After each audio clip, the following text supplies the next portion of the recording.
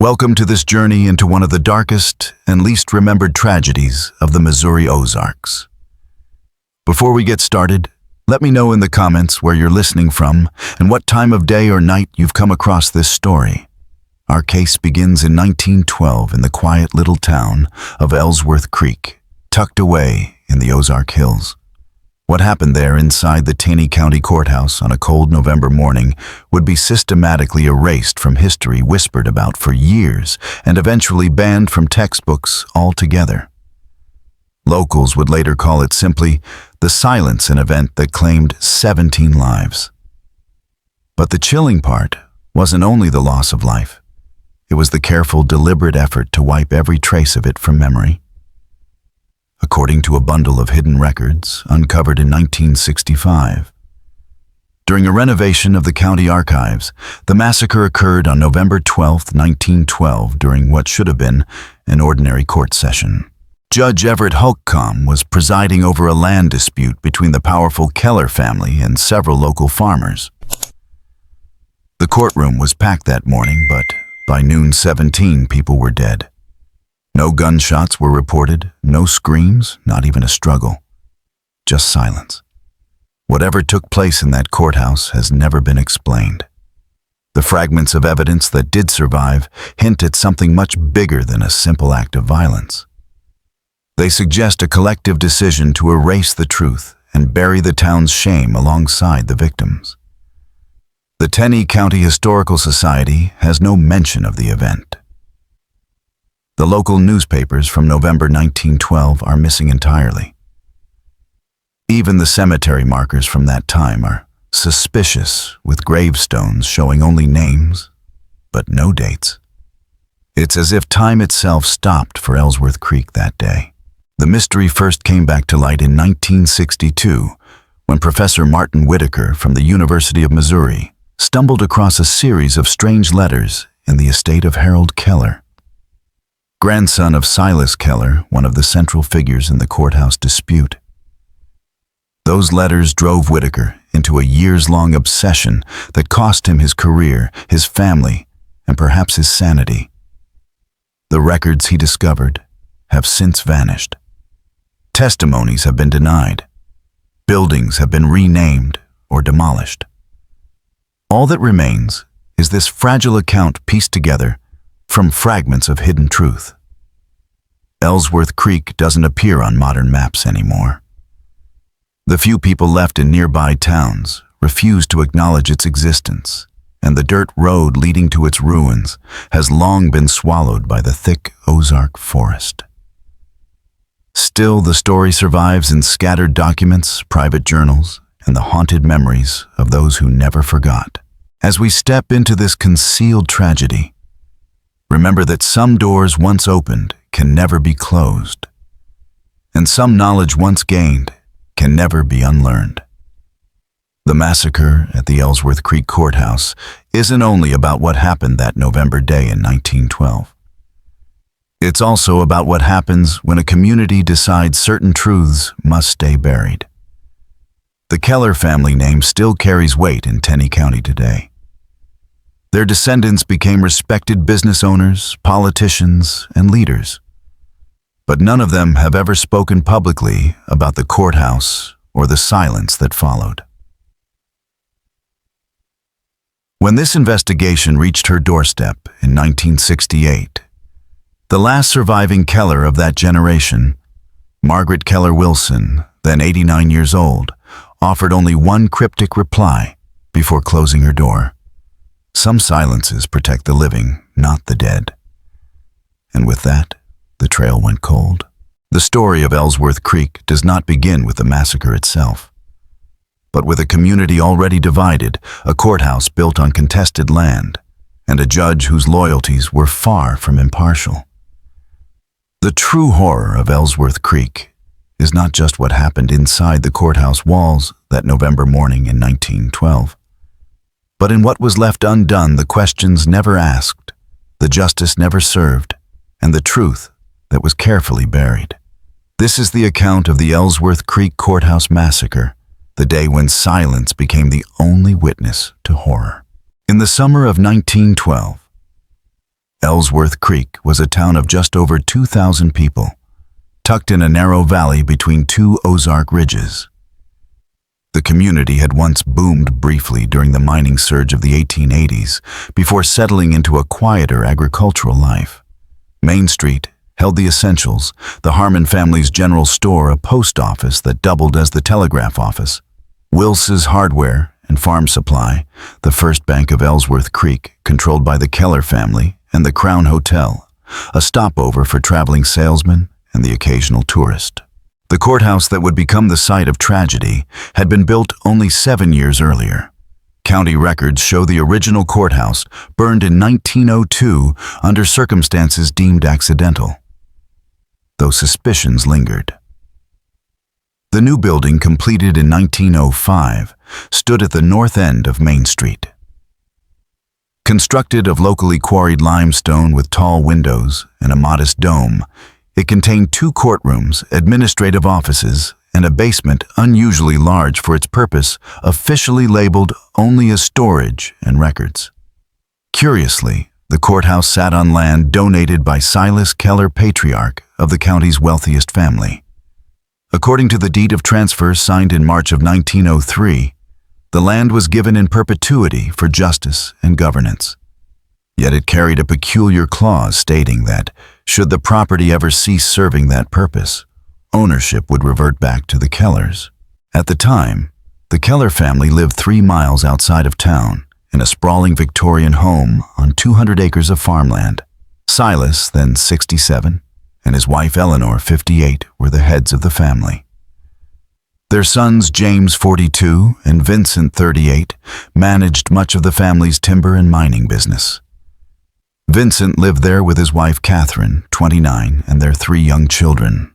James remained unmarried, a fact that drew quiet speculation in town, especially given his close friendship with Edward Merritt, the county clerk.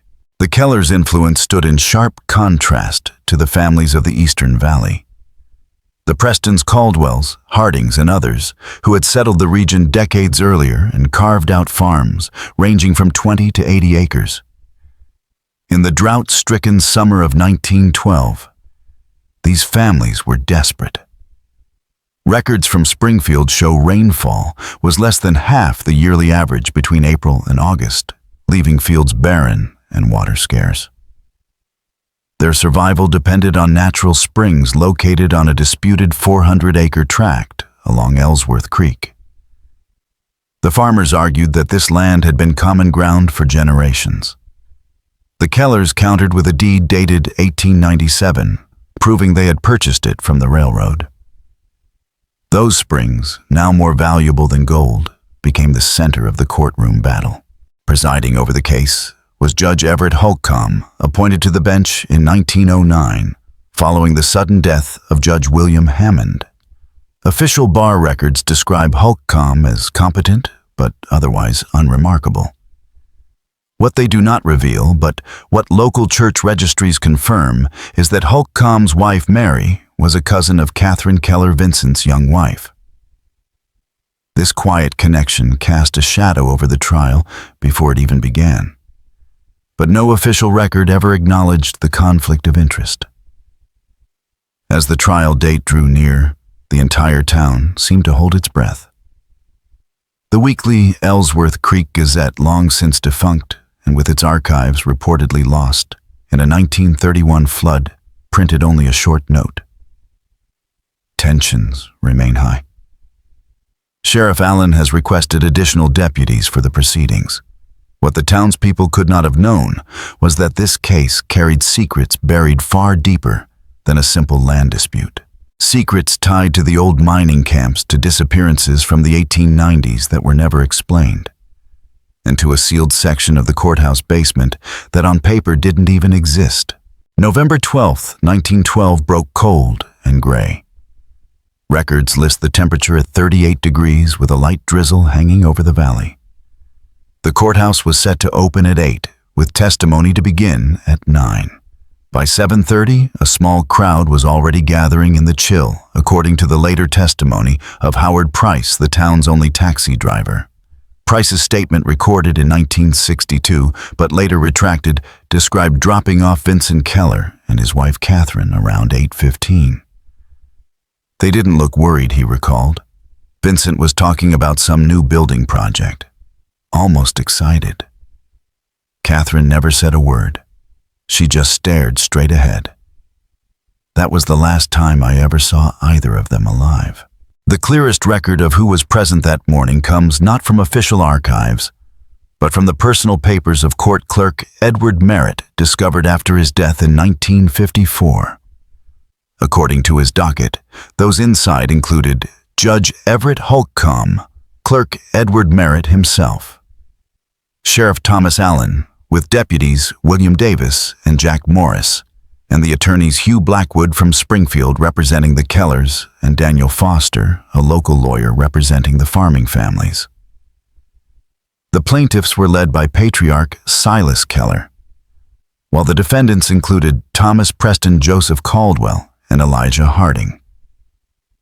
Among the spectators were Vincent and Catherine Keller, James Keller court reporter Margaret Wilson, who would later marry into the Keller family, and roughly 30 townspeople and farmers. Proceedings opened promptly at 9. Attorney Blackwood spoke for nearly 20 minutes, laying out the Keller deed. Foster countered with the farmers' claim of traditional use and long-standing verbal agreements with earlier landholders. The last official entry in Merritt's docket reads 10:17 a.m. Court calls recess following disturbance in gallery. Sheriff Allen addressing situation. What that disturbance was remains unknown. No further entries follow. What is known is that at 12:30 p.m., Samuel Wilson, the town's telegraph operator, wired an urgent message to the sheriff's office in Forsyth assistance required immediately at Ellsworth Creek Courthouse. Situation unclear. No response from local law enforcement. Deputies from Forsyth arrived around 2:15, but found the courthouse doors locked from within.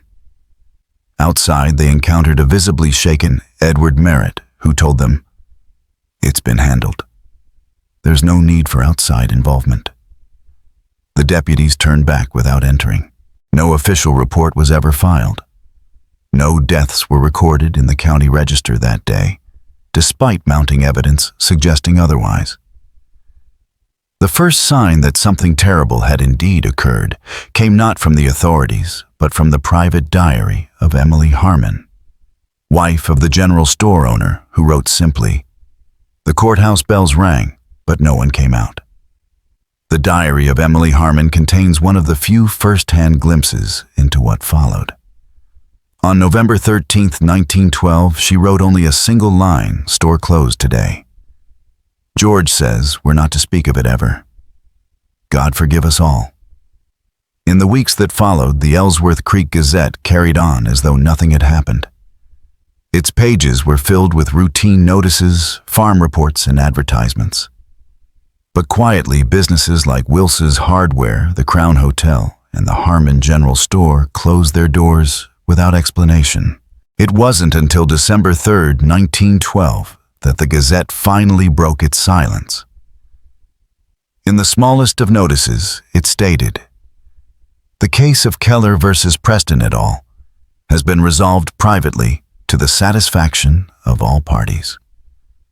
The community thanks Judge Adams of Forsyth for temporarily overseeing county matters." Judge Everett Holcomb was never mentioned again. Neither was Sheriff Thomas Allen or his deputies. They simply vanished from the public record, along with several members of the farming families who had stood in that courtroom. The first real evidence of what might have occurred came not from newspapers, but from an expense ledger. In 1963, inside the abandoned Ellsworth Creek Bank, a sealed vault revealed a report dated November 20, 1912.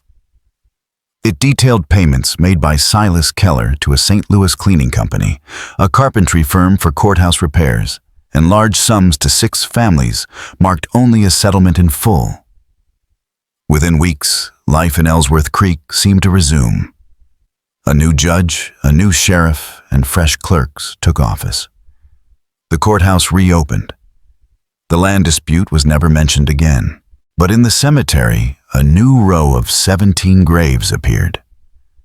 The markers bore only names, no dates. No funerals were recorded at either of the town's 2 churches.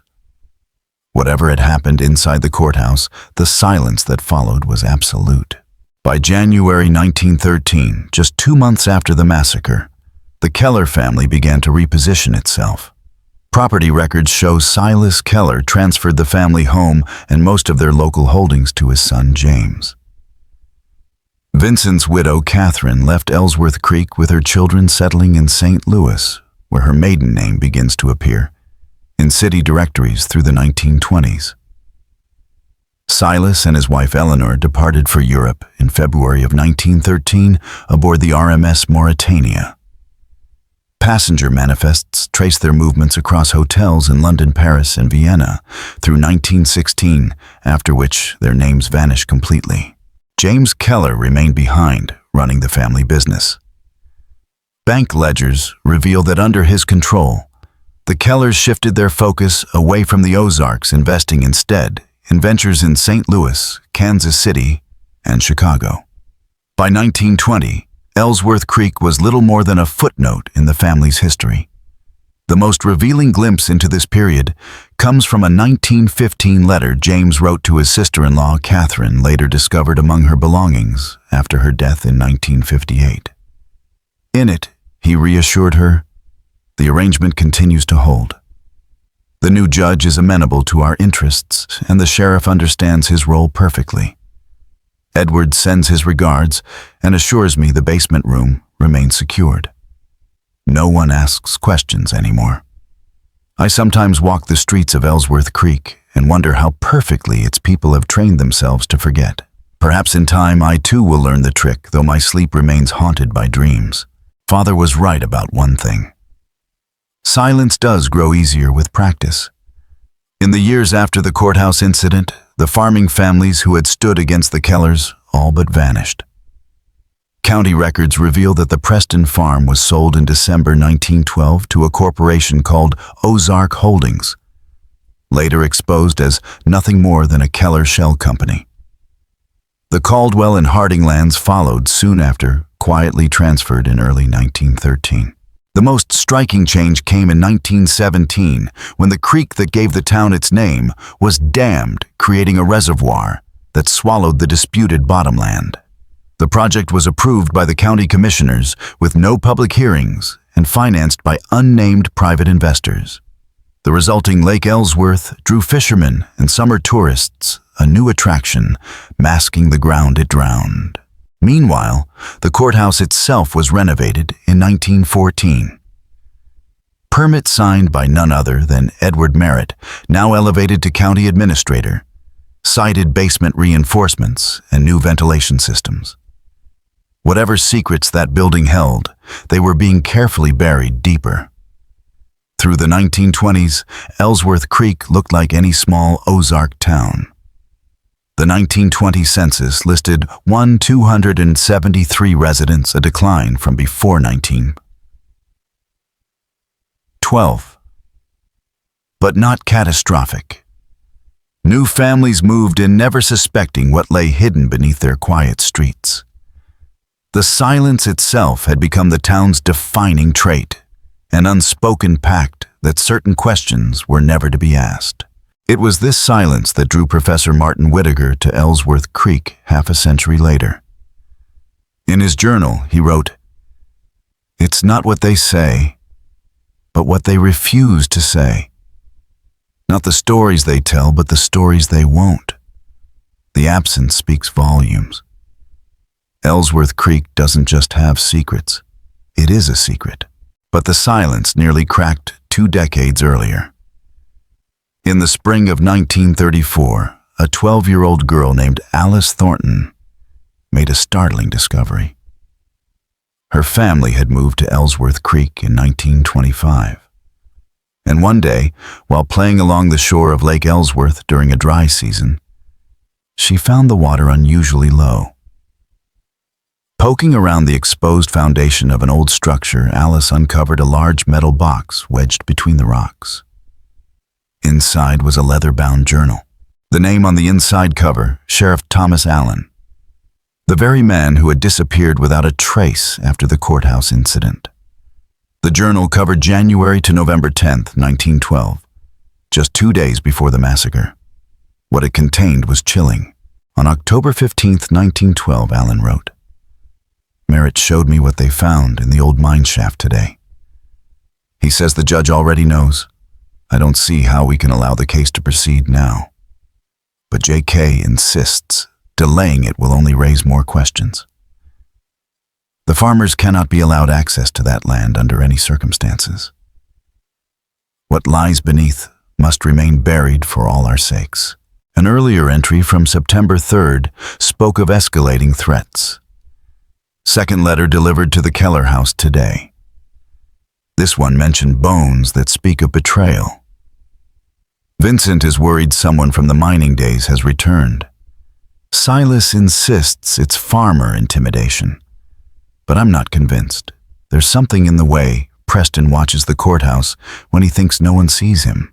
Terrified, Alice showed the journal to her father, who in turn took it straight to James Keller.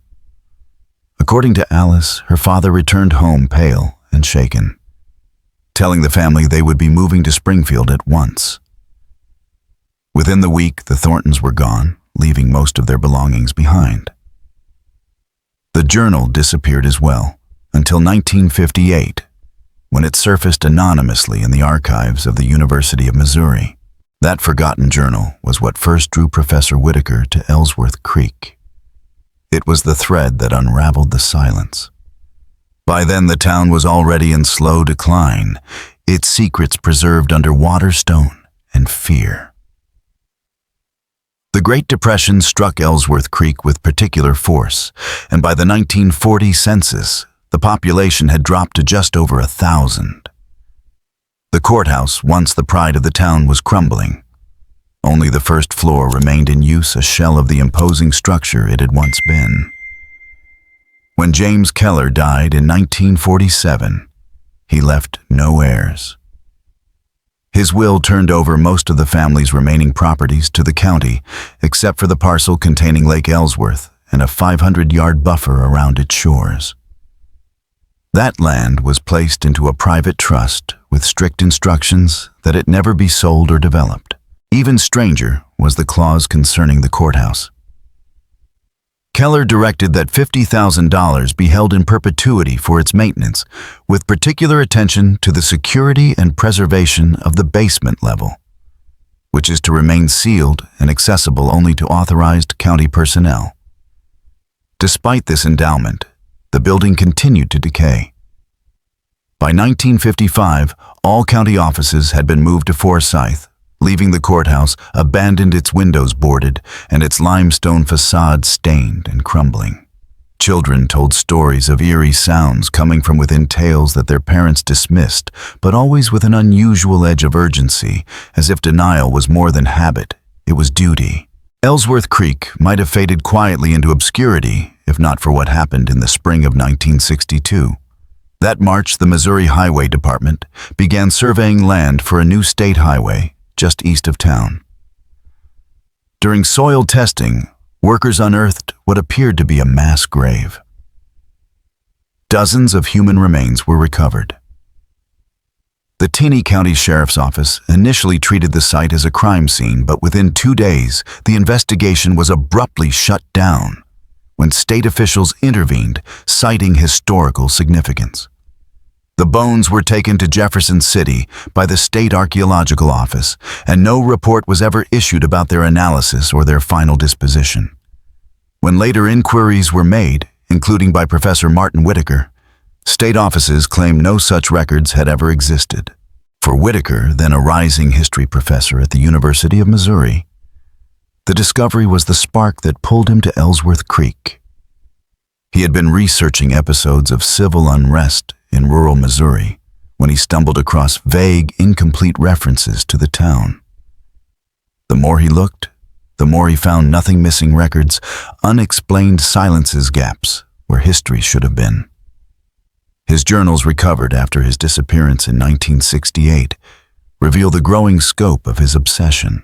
The first entry concerning Ellsworth Creek, dated April 10th, 1962, reads, "Something extraordinary happened in this town 50 years ago. Something the locals still refuse to discuss. I interviewed 7 residents today, all over 70 years old. Each insisted they knew of no unusual events in 1912. Their denials are too perfect, too practiced. One woman, Martha Collins, I believe, rose and walked out as soon as I mentioned the courthouse. Her daughter followed me outside and whispered, 'You should stop asking questions for your own good.' This is no ordinary small-town reticence. This is fear." Whitaker's first real breakthrough came not from town records, but from Edward Merritt's personal papers hidden away in the home of a niece in Kansas City. Edward Merritt, the longtime court clerk who had survived the 1912 massacre, had kept meticulous private records throughout his life, including what appeared to be a coded journal spanning more than 4 decades. Using his wartime background in cryptography, Professor Whitaker spent months painstakingly deciphering the text. What emerged confirmed his suspicions, but also revealed a far more disturbing motive than a simple land dispute. According to Merritt's decoded entries, the roots of the conflict stretched back to the Keller Mining Company's operations in the 1890s. Deep within one of the shafts, miners uncovered something Merritt referred to only as the evidence, or, more ominously, the remains. Whatever it was, this discovery threatened not only the Keller family's legitimacy in the region, but also tied them to crimes dating back to the earliest days of settlement. The disputed land at the heart of the 1912 case, Merritt wrote, provided direct access to the sealed shaft where this evidence had been hidden. The most chilling entry is dated November 13th, 1912, the day after the massacre. It reads, "It is done. 17 souls silenced. The basement has been prepared according to Silas's specifications. Jay agrees no one must ever know what lies beneath both the courthouse and the lake. The judge's wife identified the bodies this morning. The official story has been distributed. God help us all." Later entries reveal Merritt's torment over his role in both the killings and the cover-up. By the 1940s, his writing had grown paranoid. He wrote of being watched, convinced that they will ensure my silence, as they did the others. His final entry, penned just 3 days before his sudden death in 1954, reads, "I can carry this burden no longer. I have prepared my testament and placed it where it will be found when the time is right. The truth of Ellsworth Creek must someday be known, if only so those 17 souls may finally rest." No such testament was ever found. But for Whitaker, the journal pointed to one undeniable conclusion. The massacre had been a calculated elimination of witnesses who had stumbled too close to the secret buried beneath the town. By 1965, Whitaker's investigation had narrowed to a single, inescapable focus: the sealed basement of the Ellsworth Creek Courthouse. The building had been abandoned for years. The Keller Trust dissolved ownership tied up in legal disputes. The structure was rotting, yet its basement remained curiously well protected, secured with modern locks and reinforced doors. That summer, through a connection at the county records office, Whitaker finally gained access. His final journals from August 1965 are unlike the meticulous notes he had kept for years. His handwriting deteriorates across the pages, his once precise observations collapsing into fragments. He described the courthouse basement as containing far more than dusty records or forgotten storage. Behind a rusted coal chute, he discovered what he called a sealed inner chamber. What lay within Whitaker never fully described. His words trail off into scattered sentences marked by agitation and fear. Whatever he saw in that chamber began the descent that would consume him completely. The chamber Whitaker discovered had not been part of the courthouse's original design. Reinforced with concrete and sealed by a steel door, it appeared to have been added years later. According to his notes, Whitaker gained access with keys supplied by his contact at the county office. Inside, he found a bare room no larger than 15 feet square. The only features were a small metal cabinet bolted to the wall and a heavy trap door in the floor. The cabinet contained a leather portfolio embossed with the Keller family crest. Inside were documents stretching back to 1871, the year the first Kellers settled in the region. Among them was a handwritten confession from Augustus Keller, father of Silas, admitting his role in the slaughter of a band of Osage people who had refused to abandon mineral-rich land. Even more disturbing were surveyors' maps marking the locations of not only that massacre, but also a network of unrecorded graves scattered across the Ozarks' burial sites of anyone who had dared to threaten Keller interests over the decades. The trap door led down into a vertical shaft that dropped 30 feet before opening into an abandoned mine tunnel. Whitaker traced the passage toward Lake Ellsworth, its direction suggesting a connection between the courthouse basement and the disputed lands, now submerged beneath the reservoir. His final journal entry, dated August 17, 1965, reads, "What I found at the end of the tunnel exceeds my worst fears. The scale of what the Kellers have done, what they have hidden, is unimaginable. The courthouse massacre was only the most recent act in a century of deliberate violence. But why preserve this chamber? Why not destroy the evidence entirely?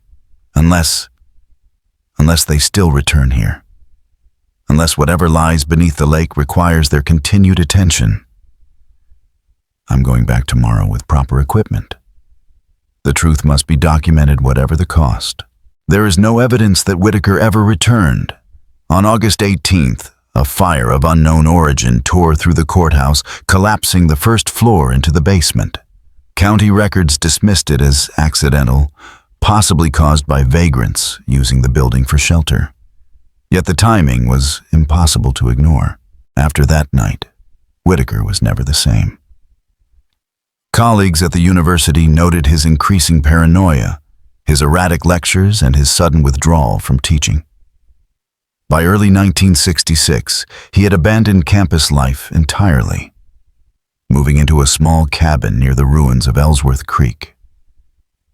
Locals described him as gaunt and restless, obsessed with the lake. He was often seen wading into its waters, collecting samples, recording its levels, and scribbling feverishly into his notebooks. In October 1966, Whitaker submitted a manuscript to the University of Missouri Press. Its title was Silence and Blood: The Hidden History of Ellsworth Creek. The board rejected it, calling the work speculative and unsupported by credible documentation. Humiliated, Whitaker destroyed his only copy. No known version of the manuscript survives. Professor Whitaker's last known communication was a letter to his daughter in St. Louis, dated March 3, 1968. In it, he wrote, "I know now why the town maintains its silence after all these years. It isn't just fear or shame. It's something deeper, something in the water, something in the ground itself. I've traced the connections from the courthouse to the lake to the old Keller estate.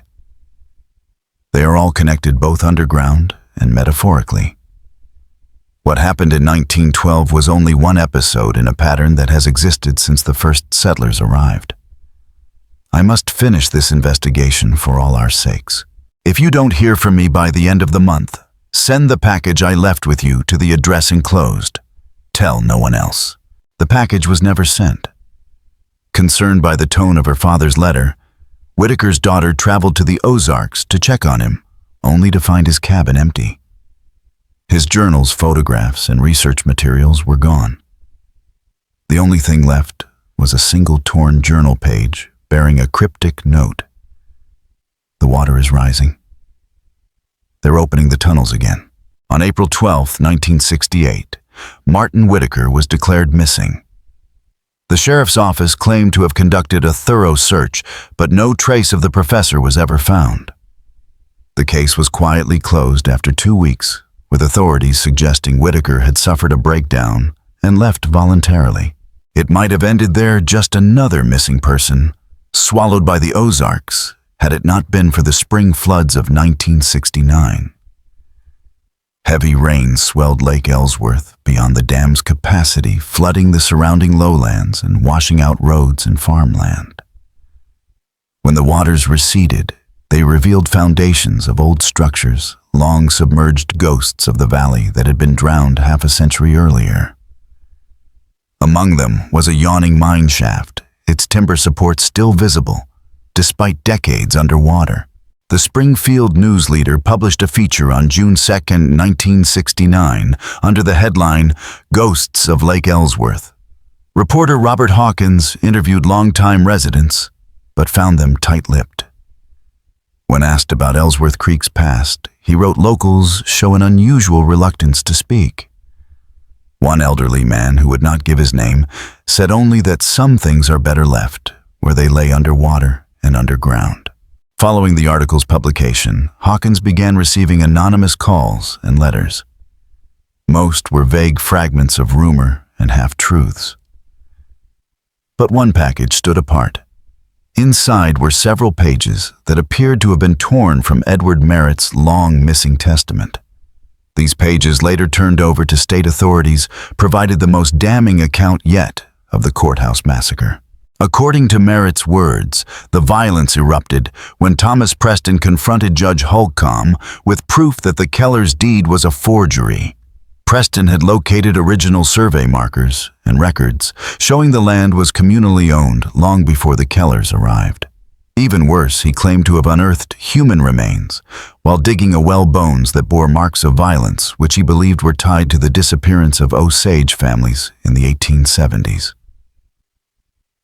Merritt's testament laid out the final horror in detail. When Thomas Preston confronted the judge with proof that the Keller's deed was a forgery, Judge Holcomb tried to restore order. But Silas Keller only gave a subtle nod. Vincent moved quickly, bolting the courtroom doors shut. Sheriff Allen reached for his weapon, but James Keller already had his pistol drawn. What followed was too precise, too rehearsed to be anything but premeditated. From his coat, Vincent produced a small canister and snapped its seal.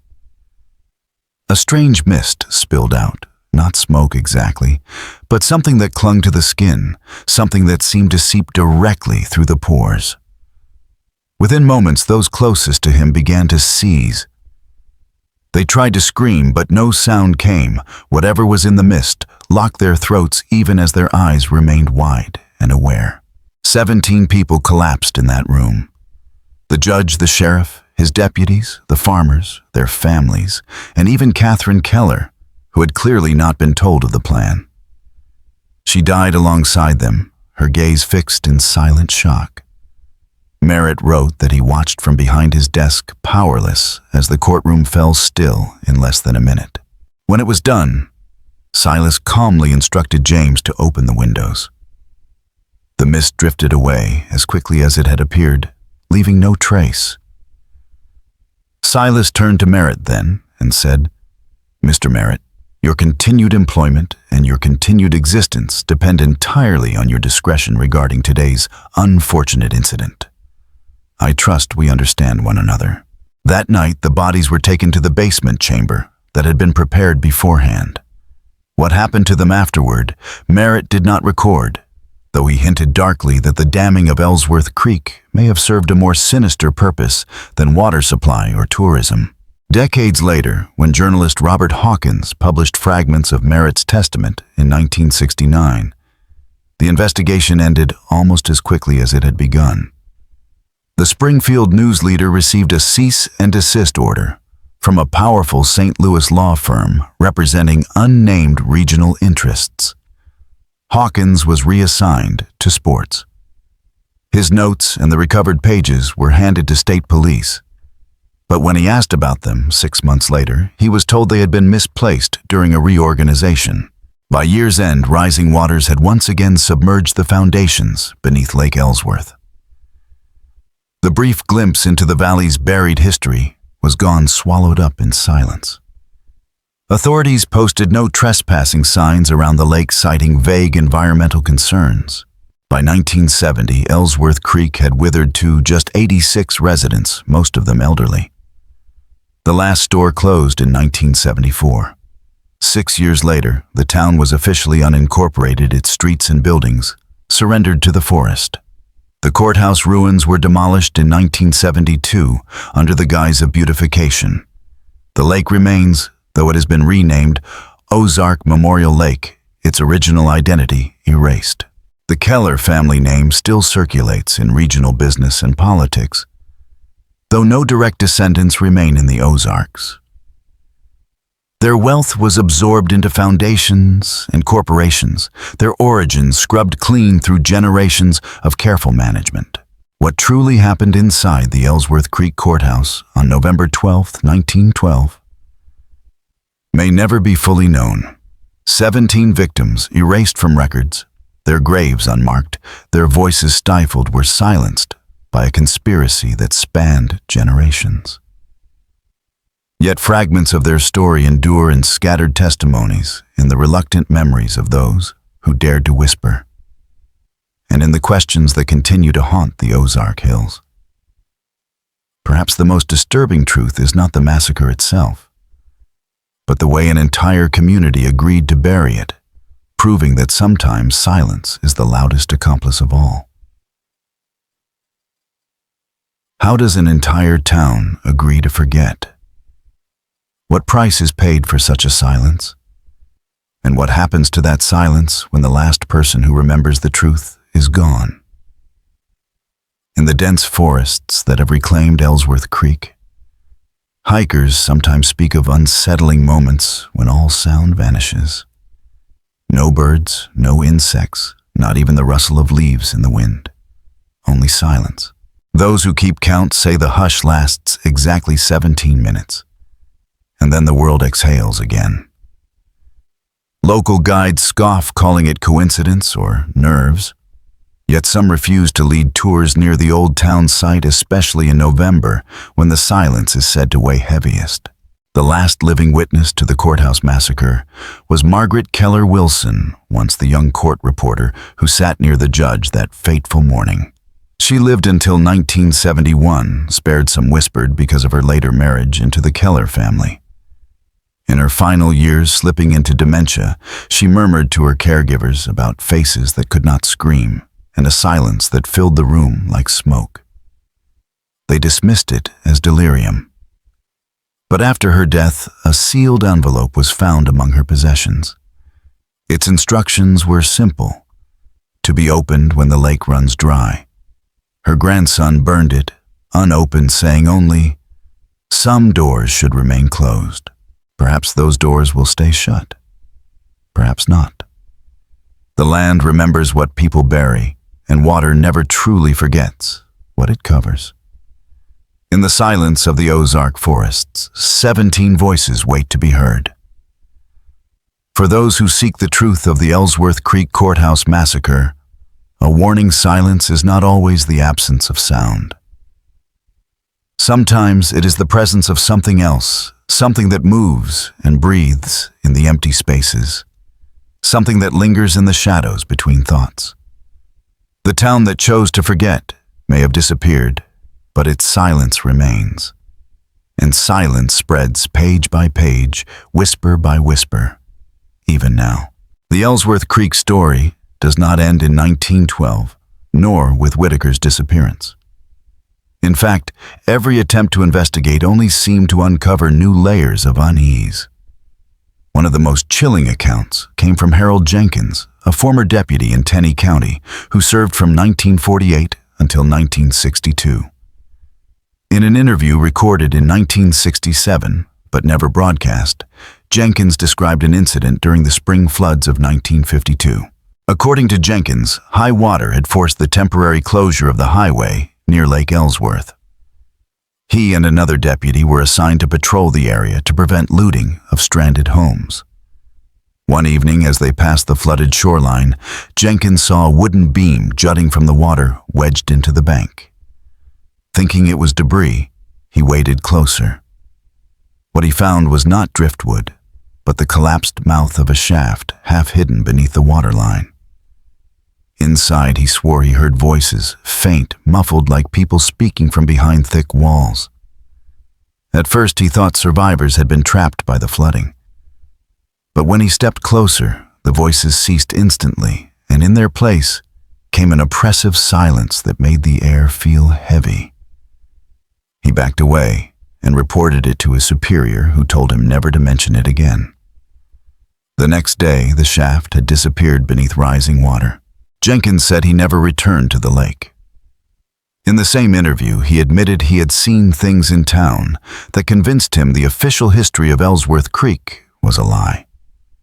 He recalled county records, vanishing overnight files taken away in unmarked trucks, and conversations that stopped when he walked into a room.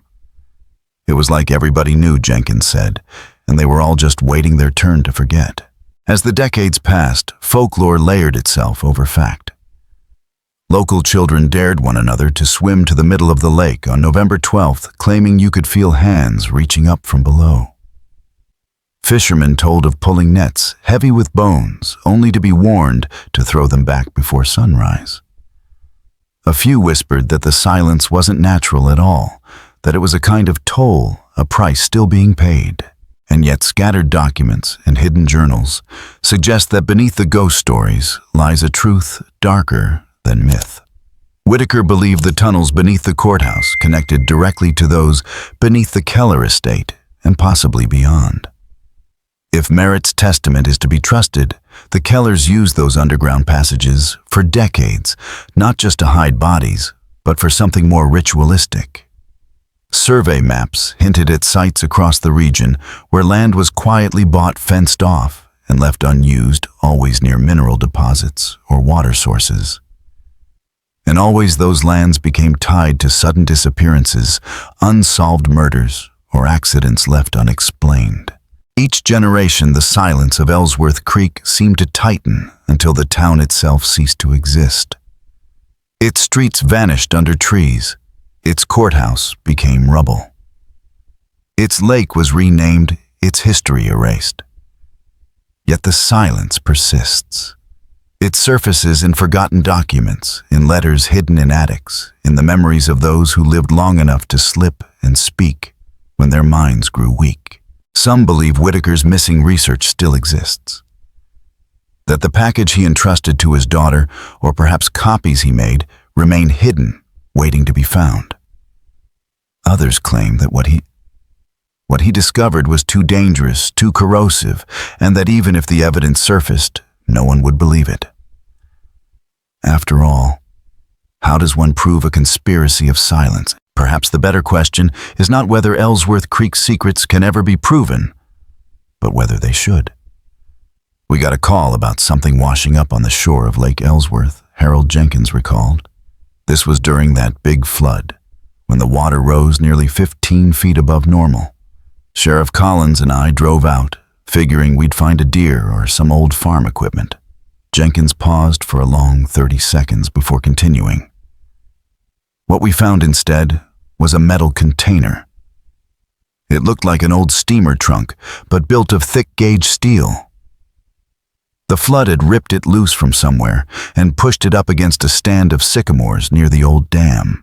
Inside the trunk was packed with personal effects: watches, wedding rings, eyeglasses, wallets, items ordinary people carried with them to court that morning in 1912. Each piece had been carefully wrapped in oiled cloth and labeled with initials. 17 packages in total. When I asked the sheriff what we were going to do with it, Jenkins said he just told me same thing they did in 12. Nothing. They resealed the trunk, loaded it into the cruiser, and drove it not to the county office but to the old Keller estate. Not the house itself, which had long stood abandoned, but a caretaker's cottage, where James Keller's lawyer lived. The lawyer didn't look surprised. He only nodded and had a groundskeeper carry the trunk around back. The next day, Collins warned Jenkins never to speak of it again. It was a county matter Collins told him older than either of us. Jenkins's account revealed more than just a discovery. It exposed the machinery of silence, the way local authorities, even decades later, maintained the cover for the Keller family.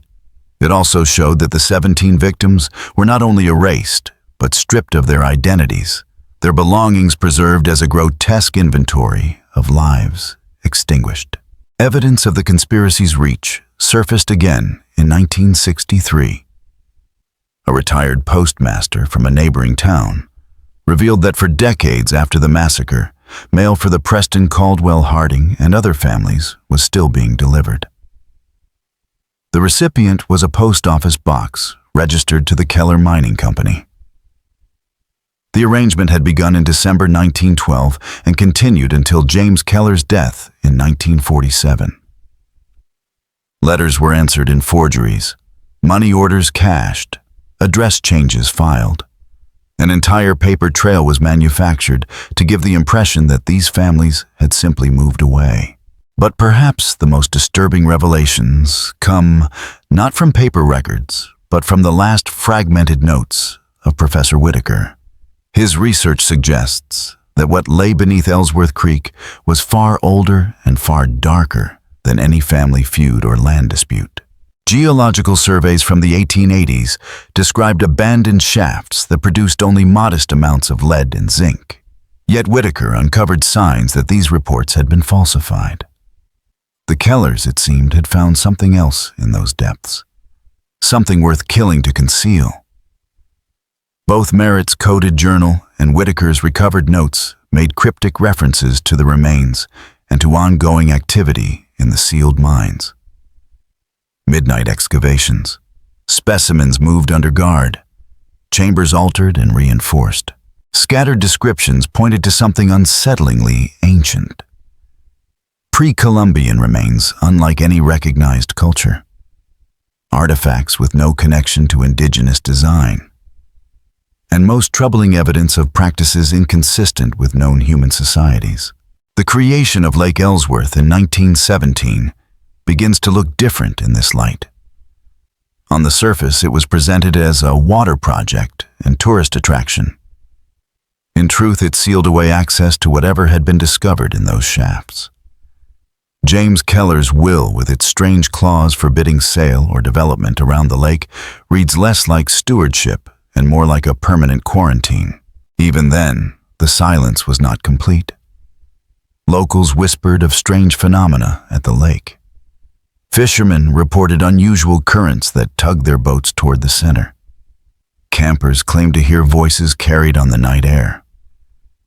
And always there were the stories of sudden absolute silence 17 minutes long, where the world itself seemed to stop.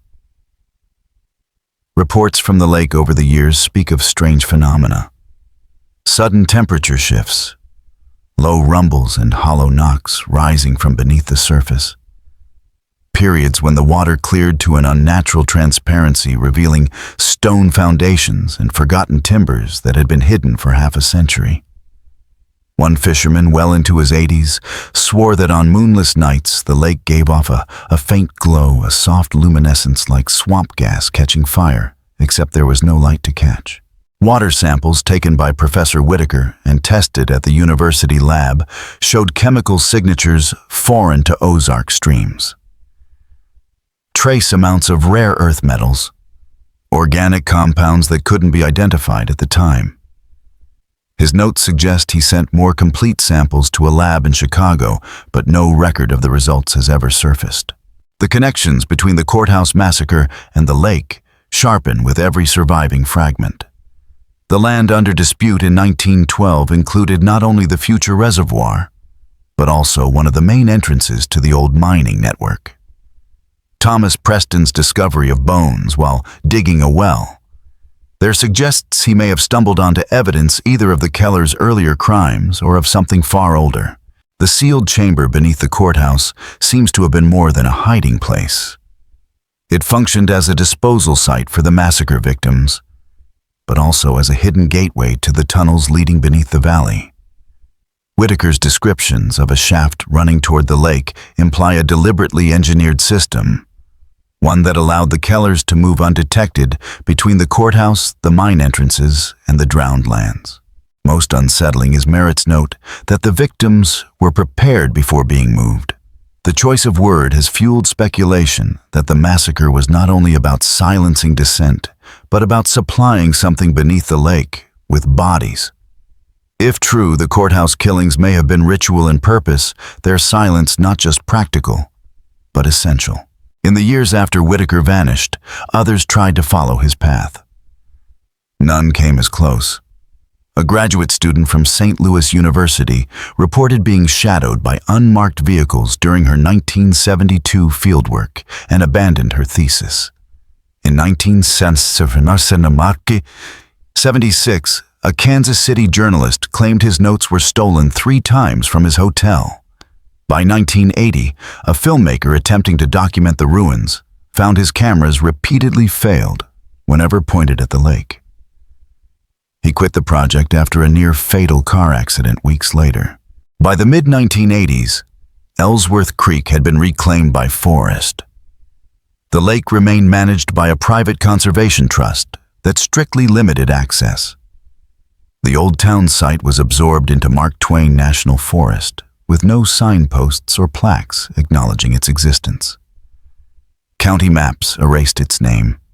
Regional histories reduced it to a brief line about a small community abandoned during the Depression.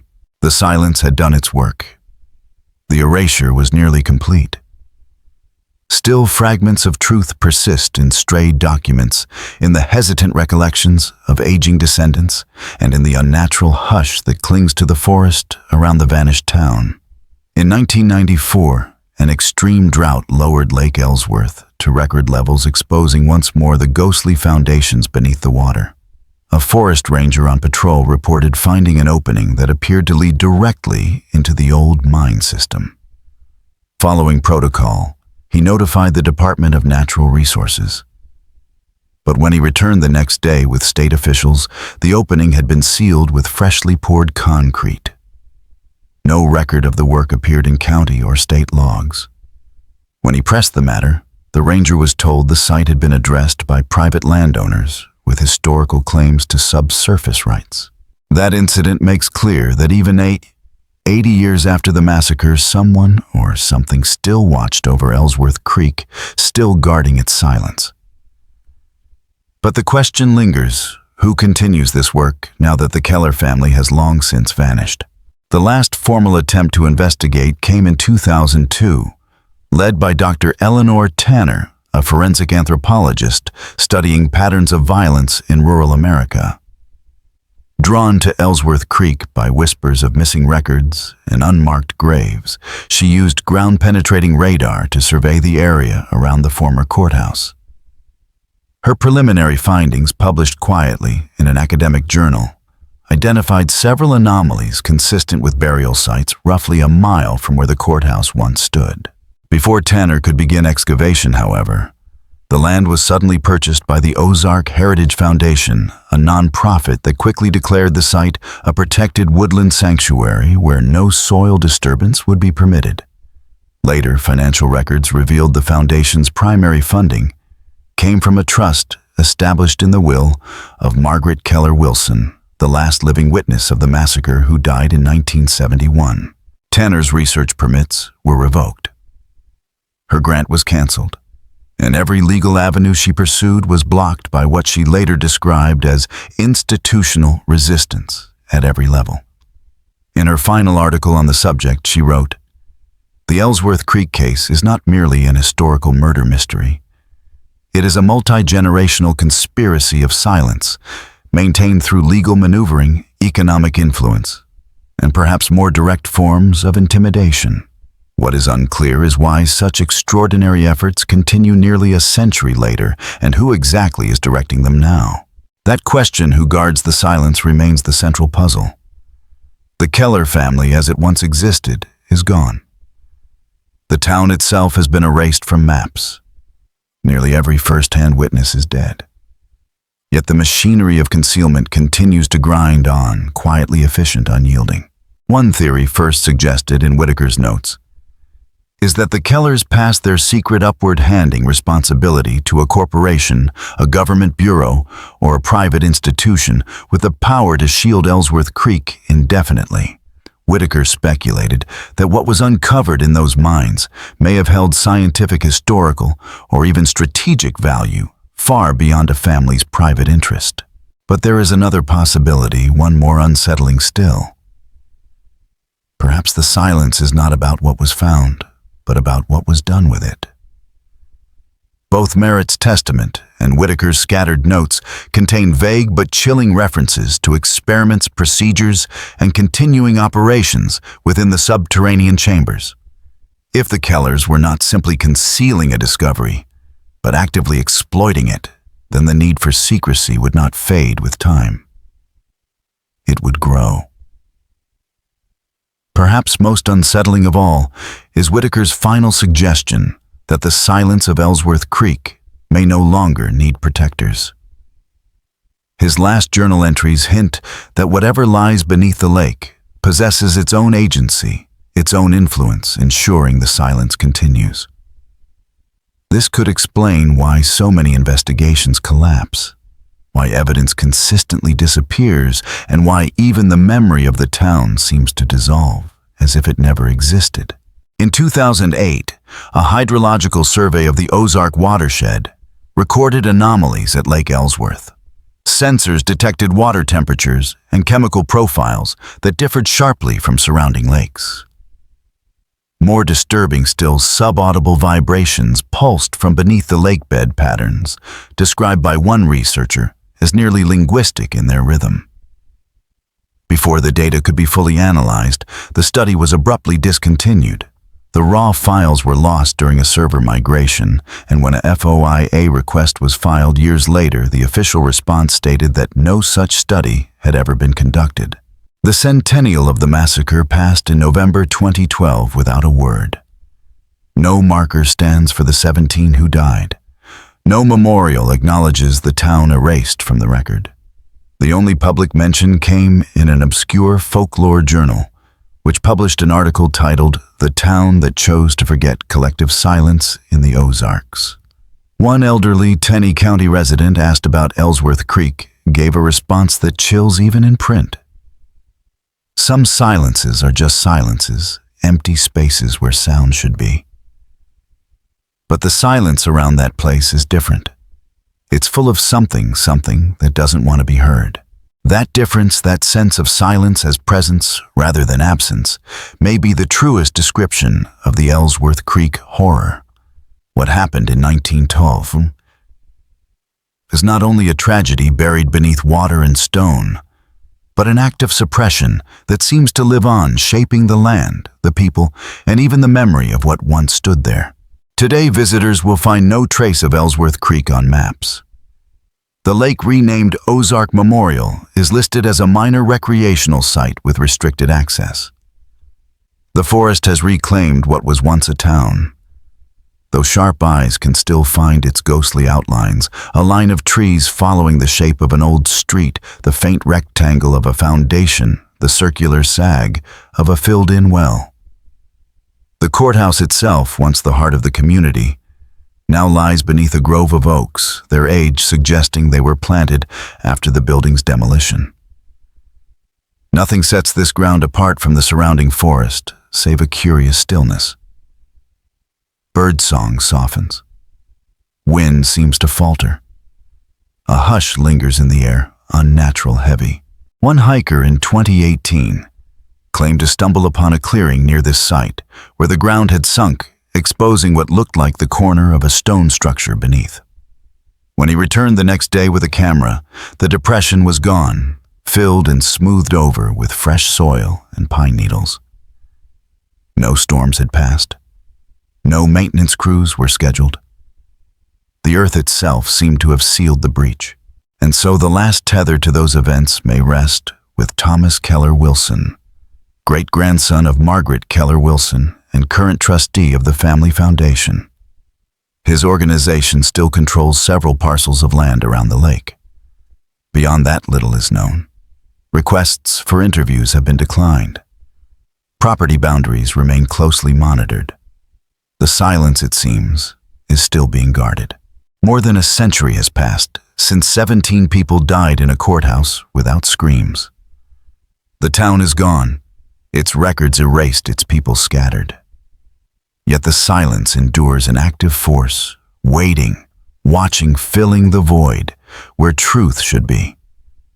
And in that silence, perhaps the voices of Ellsworth Creek are not gone at all. They are only waiting to be heard. Now in his 70s, Thomas Keller Wilson has consistently refused interviews regarding his family's past.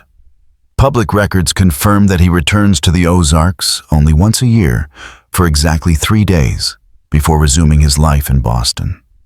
The timing of his visits is always the same, mid-November, aligned with the anniversary of the courthouse massacre. Locals who have encountered him note that he travels with sealed cases of specialized equipment. What they contain has never been identified. Each year, he makes his way to the lake at night alone, carrying what observers describe as a small offering, something resembling flowers, though not quite. Whatever ritual Wilson enacts by the water's edge, it appears to fulfill a duty passed down through blood and time, a final tether binding the Keller line to whatever stirs beneath Ellsworth Creek. The silence endures. The secret remains intact. And the 17 victims lie unmourned, remembered only by those who have painstakingly reassembled this broken history. For investigators who have tried to follow the trail, a troubling pattern emerges. At first there is curiosity, then comes obsession, soon after paranoia, and finally either abandonment or disappearance. Those who persist describe the uncanny sensation of being watched not merely by human agents guarding a secret, but by something less definable, a pressure on the mind itself. One researcher, before abruptly abandoning his work, confessed in a final note, "It isn't that I'm being threatened. It's that I'm being persuaded that some questions should not be asked, that some doors should remain closed. What terrifies me is how reasonable this begins to feel. How the silence itself begins to seem protective rather than concealing. This psychological dimension may be the most insidious aspect of the Ellsworth Creek case. The silence does not simply cover the truth, it replicates itself in those who touch it, a contagion of complicity passed along like an inheritance. To investigate is to risk not only external suppression, but internal surrender to the very force one seeks to expose. The final testimony concerning Ellsworth Creek comes not from scholars or journalists, but from a hospice nurse who tended to Thomas Keller Wilson in his last days in 2022. According to her account shared anonymously with a regional historical society, Wilson grew increasingly agitated as the end drew near. In his final hours, he muttered over and over about the obligation and the feeding. In his final lucid moment, Thomas Keller, Wilson is said to have grasped the nurse's hand and whispered, "It's hungry again, always hungry. But there's no one left to feed it now. Listen for the silence. When it stops, that's when you should worry. When the silence stops, it means it's found another way out." He died before explaining those cryptic words. His body was cremated immediately following instructions outlined in his will. The nurse who reported his last statement resigned from her position shortly afterward and disappeared from public record. The Wilson Family Trust, which had overseen the lake property for decades, was dissolved after his death. Ownership of the land passed to a newly formed entity, the Ozark Ecological Research Consortium. Within months, the consortium began construction of a research facility on the lakeshore. Satellite imagery shows a stark, windowless concrete structure with deep underground components and a security perimeter more suited to a military site than an ecological station. No public announcements have ever been made about its purpose. Employment records suggest most of its staff are brought in from out of state, and deliveries to the site occur almost exclusively at night. Meanwhile, hydrologists monitoring the watershed have reported a steady decline in Lake Ellsworth's water level, even during years of normal rainfall. If the trend continues, large sections of the lakebed could be exposed within 5 years. Whatever has been hidden beneath the waters for more than a century may yet surface. Whether this revelation will finally provide answers or unleash something far worse remains unknown. The silence of Ellsworth Creek has endured for over 100 years, maintained through power, fear, and perhaps something more than human. But no silence lasts forever. For those who seek the truth about what happened in that courthouse in 1912, and what still lingers in the drowned valley, a warning. Some investigations change more than history. Some secrets once uncovered cannot be buried again. And some silences once broken release things that cannot be silenced again. Ellsworth Creek may have vanished from maps. Its courthouse lies in ruins, its graves unmarked, its story erased. Yet the legacy remains in sealed records, in stolen artifacts, in the waters of a lake that should not exist, and in the heavy unnatural quiet that still cloaks the woods. If you ever find yourself there, listen carefully, because the silence speaks. 17 voices waiting for justice, and perhaps something else waiting beneath the waters, patient and hungry in the dark. The truth of Ellsworth Creek is not dead. It is waiting in silence.